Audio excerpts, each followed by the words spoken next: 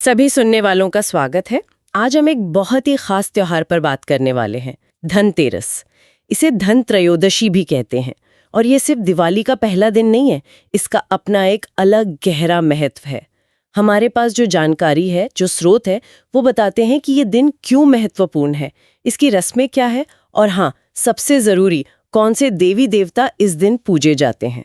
तो आज हम यही समझने की कोशिश करेंगे कि धनतेरस असल में है क्या, क्यों मनाते हैं इसे, और दो बहुत महत्वपूर्ण देवता भगवान धन्वंतरी और भगवान कुबेर, उनकी कहानियों को, उनके महत्व को थोड़ा और करीब से जानने की कोशिश करेंगे। ठीक है, तो शुरू करें। सबसे पहले ये मनाया कब जाता है? ये कार्तिक महीने में आता है, कृष्ण पक्ष की 13वीं तिथि को, मतलब त्रयोदशी। अच्छा, त्रयोदशी, 13वां दिन। पर इस 13वें दिन में ऐसा क्या हुआ था कि ये इतना बड़ा त्योहार बन गया? हाँ, यहीं से इसकी सबसे मुख्य कहानी जुड़ी है। सबसे ज्यादा जो मान्यता है वो है भगवान धन्वंतरी के प्रकट होने की। वो जो समुद्र मंथन की प्रसिद्ध कथा है ना? हाँ, बिल्कुल। उसी मंथन से बहुत सी अद्भुत चीजों के साथ भगवान धन्वंतरी निकले थे और उनके हाथ में था अमृत से भरा हुआ एक कलश। और वो दिन यही त्रयोदशी का था। वो समुद्र से प्रकट हुए थे। ओह, यानी ये दिन सीधे सीधे अमृत कलश, स्वास्थ्य और अमरता के प्रतीक से जुड़ा है। भगवान धन्वंतरी का नाम आते ही फौरन आयुर्वेद और सेहत का ख्याल आता है। बिल्कुल सही। भगवान धन्वंतरी को आयुर्वेद का जनक माना जाता है, प्रवर्तक। वो देवताओं के वैद्य थे, आरोग्य के देवता। इसीलिए धनतेरस का एक बहुत जरूरी पहलू है अच्छी सेहत के लिए प्रार्थना करना। ये सिर्फ पैसे सोने का त्योहार नहीं है, ये स्वास्थ्य है, जो सबसे बड़ा धन है, उसकी पूजा का भी दिन है।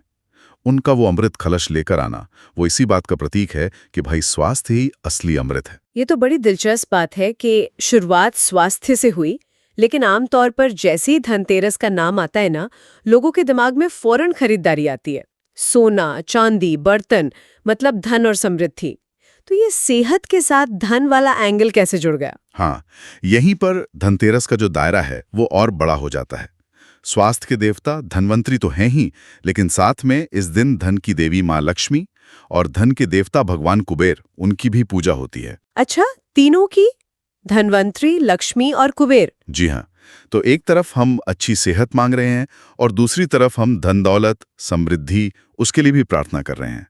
ये बड़ा संतुलित नजरिया है कि जिंदगी अच्छी चले, इसके लिए सेहत भी चाहिए और समृद्धि भी, दोनों जरूरी हैं। सही बात है, एक तरह का संगम हो गया ये तो, स्वास्थ्य और धन का। पर इसमें एक और चीज है जो थोड़ी सी अलग लगती है, वो है यम दीपदान। मतलब एक तरफ जिंदगी और पैसे का जश्न और दूसरी तरफ मृत्यु के देवता यमराज के लिए दिया जलाना। ये थोड़ा अजीब नहीं लगता? वो यमराज के नाम का होता है। दक्षिण दिशा, यमराज की दिशा मानी जाती है वो शायद। हाँ, मान्यता ये है कि ऐसा करने से घर के लोगों की अकाल मृत्यु नहीं होती। यमराज उन्हें लंबी उम्र का वरदान देते हैं। तो यहाँ बात ये नहीं है कि हम मौत से डर रहे हैं, बल्कि हम जीवन का जश्न मनाते हुए भी इस सच्चाई को स्वीकार कर रहे हैं कि जीवन नश्वर है। हम यमराज का आदर करके उनसे बस कृपा मांग रहे हैं कि वो हमें असमय ना ले जाएं। ये जीवन के पूरे चक्र को, जन्म, जीवन, मृत्यु, उसको सम्मान देना है। तो ये विरोध नहीं है, ये जिंदगी की पूरी तस्वीर को देखना है। ये तो बहुत ही गहरा मतलब निकल कर आया। मतलब धनतेरस एक ही दिन में सेहत, पैसा और जिंदगी की नश्वरता सब पर सोचने का मौका देता है। अच्छा, अब आते हैं इसकी सबसे पॉपुलर परंपरा पर, खरीदारी। इस दिन कुछ ना कुछ खरीदना तो जैसे रिवाज ही बन गया है, खासकर बर्तन। क्यों? बर्तन क्यों? इसका सीधा कनेक्शन है भगवान धन्वंतरी के अमृत कलश से। ओह! जैसे वो अमृत का बर्तन, मतलब कलश लेकर आए थे, उसी के प्रतीक के तौर पर इस दिन नए बर्तन खरीदना बहुत शुभ माना जाता है। अच्छा। ये बर्तन सिर्फ बर्तन नहीं है, ये घर में अच्छी सेहत, सौभाग्य, पैसा लाने वाले सिंबल की तरह देखे जाते हैं। और खास तौर पर पीतल और चांदी के बर्तन, ये धातुएं वैसे भी शुभ मानी जाती हैं। हाँ, पूजा वगैरह में इस्तेमाल होती है। बिल्कुल। तो ये एक तरह से उस दिव्य कलश का अपने घर में स्वागत करना है। बर्तनों के अलावा सोना, चांदी, नए कपड़े और झाड़ू भी। झाड़ू क्यों खरीदते हैं इससे? देखिए, भावना सबके पीछे वही है, घर में शुभ चीजें आए, समृद्धि बढ़े।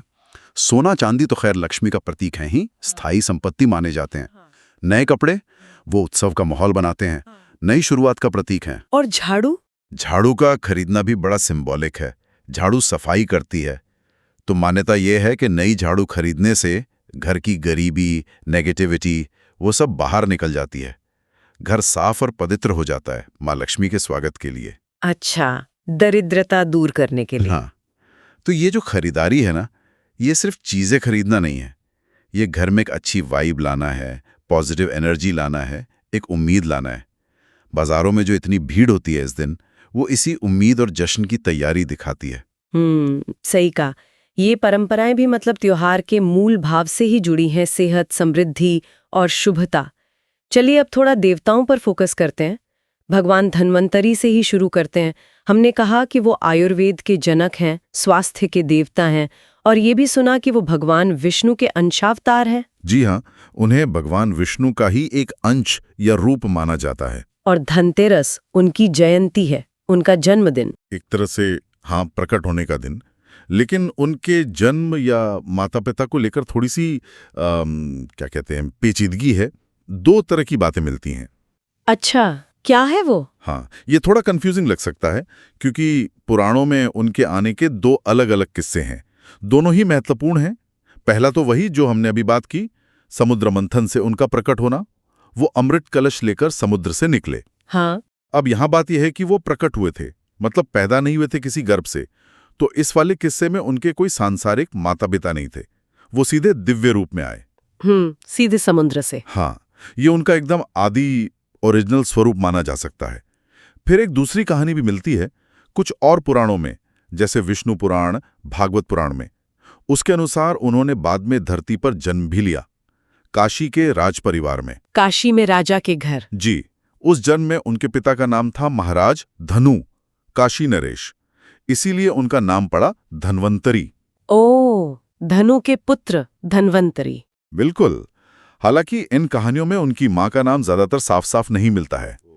तो देखिए, एक तरफ उनका वो दिव्य रूप है जो बिना जन्म के प्रकट हुआ, और दूसरी तरफ उनका मानवीय अवतार है जो काशी के राजकुमार बने और जिन्होंने धरती पर आयुर्वेद का ज्ञान फैलाया। वाह, मतलब एक ही देवता के ओरिजिन की दो अलग अलग कहानियां। ये सच में दिलचस्प है।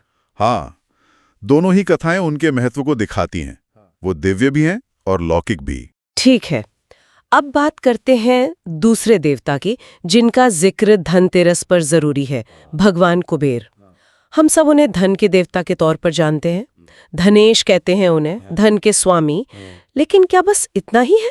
नहीं नहीं, भगवान कुबेर का रोल इससे कहीं ज्यादा बड़ा और मजेदार है। हाँ, वो धन, दौलत, समृद्धि के देवता तो हैं ही, इसमें कोई शक नहीं।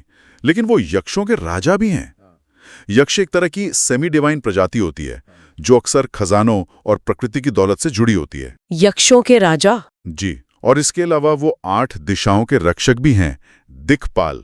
उनमें से वो उत्तर दिशा के दिक्पाल हैं। उत्तर दिशा के? और एक बहुत जरूरी बात, वो भगवान शिव के बहुत बड़े भक्त थे।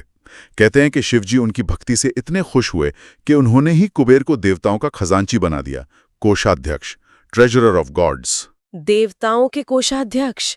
अरे वाह, तो फिर तो लक्ष्मी जी के साथ उनकी पूजा होना और भी लॉजिकल लगता है। लक्ष्मी जी धन देती हैं और कुबेर उस धन को संभालते हैं, मैनेज करते हैं। बिल्कुल सही पकड़ा आपने। यही कारण है कि धनतेरस और दिवाली पर मां लक्ष्मी के साथ भगवान कुबेर की पूजा भी खास तौर पर की जाती है। ये दिखाता है कि हमें सिर्फ धन कमाना नहीं है, बल्कि उसे सहेजना भी है, सही तरीके से इस्तेमाल भी करना है। दोनों जरूरी हैं।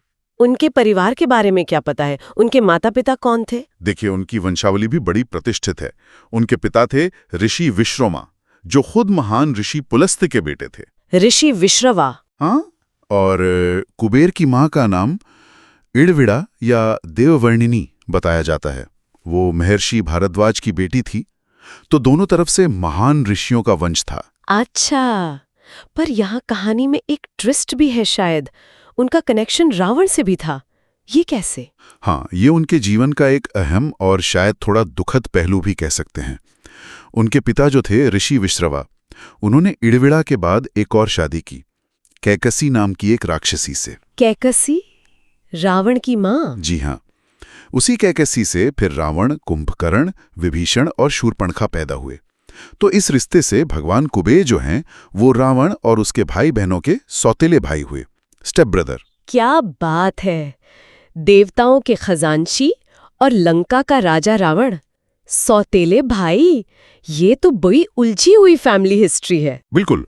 और अगर हम इसे थोड़ा बड़े पिक्चर में देखें ना, तो ये कनेक्शन कुबेर की कहानी को रामायण से और पूरी हिंदू माइथोलॉजी के ताने बाने से जोड़ देता है। ये दिखाता है कि माइथोलॉजी में रिश्ते कितने कॉम्प्लेक्स हो सकते हैं। कुबेर, जो खुद देवता हैं, धन के स्वामी हैं, उन्हें अपने ही सौतेले भाई रावण ने लंका से निकाल दिया था। हाँ, सुना है, लंका पहले कुबेर की थी। जी हाँ, उसे बसाया ही कुबेर ने था। तो ये उनके कैरेक्टर में एक और लेयर जोड़ता है। वो सिर्फ धन के देवता नहीं, बल्कि एक ऐसे पात्र भी हैं जिन्होंने परिवार का झगड़ा और विस्थापन झेला है। तो अगर हम इस पूरी बातचीत को समेटें, तो धनतेरस सिर्फ एक दिन की शॉपिंग या पूजा भर नहीं है।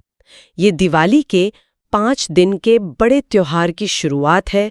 ये सेहत, भगवान धन्वंतरी, और दौलत, माँ लक्ष्मी, भगवान कुबेर के कनेक्शन का सेलिब्रेशन है।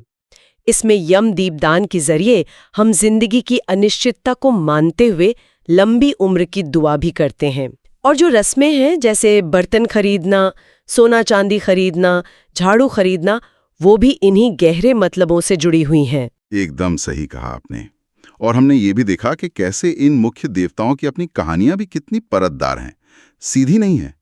भगवान धन्वंतरी का वो दोहरा ओरिजिन, समुद्र से प्रकट होना और काशी में जन्म लेना, उनके दिव्य और सांसारिक दोनों तरह के महत्व को दिखाता है। और उधर भगवान कुबेर, जो इतने धन के मालिक हैं, उनका अपना फैमिली बैकग्राउंड कितना कॉम्प्लिकेटेड है, खासकर रावण के साथ उनका रिश्ता। ये कहानियां सिर्फ कहानियां नहीं हैं, ये हमें त्योहार के सिंबल्स को, उसके मैसेज को और गहराई से समझने में मदद करती हैं। ये दिखाती हैं कि कैसे जिंदगी के अलग अलग पहलू, सेहत, पैसा, ड्यूटी, फैमिली, यहाँ तक कि मौत का ख्याल भी, सब इस एक दिन के उत्सव में एक साथ बुने हुए हैं। ये वाकई सोचने वाली बात है। और पता है, मेरे मन में एक आखिरी विचार आ रहा है।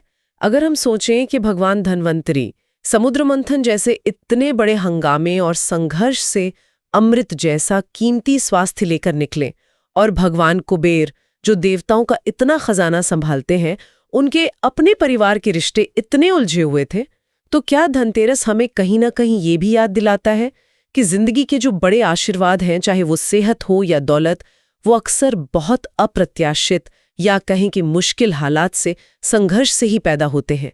उनकी अपनी एक कहानी होती है जो हमेशा सीधी या आसान नहीं होती। क्या ऐसा हो सकता है? वाह, ये तो बहुत ही दिलचस्प और गहरा पॉइंट है। उत्पत्ति, आशीर्वाद और जटिलता, इनके बीच का रिश्ता। हाँ, ये बिल्कुल सोचने लायक बात है। ये इस त्योहार की समझ को एक और लेवल पर ले जाती है। बिल्कुल। तो इसी विचार के साथ आज की ये चर्चा हम यहीं खत्म करते हैं।